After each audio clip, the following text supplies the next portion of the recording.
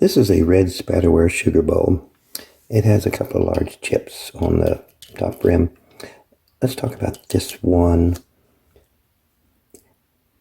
This, like all kitchen-related pottery, will have a glaze and then an inner body. This is an old chip, so the inner body is a little bit softer.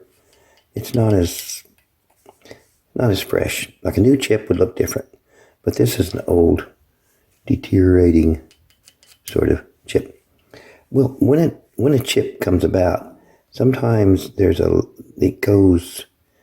includes the glaze that runs around it a little bit. Now this is an example of looking at it sideways. The chip will be just a bit of the inner glaze popped off. Then there'll be the major chip. And again, it could go like that with a bit of outer glaze.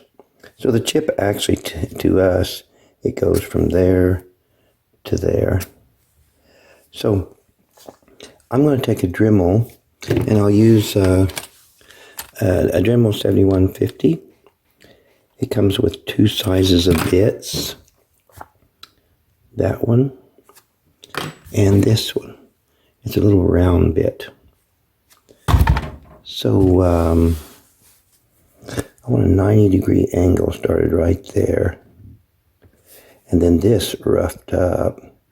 So this chip will be beveled out. And the 90-degree angle will go right there.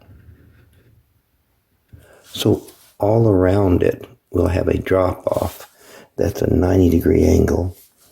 And this is really important for applying milliput, because Joanna will start at one edge, and with a tool that has been specially made, we'll press it down into this area.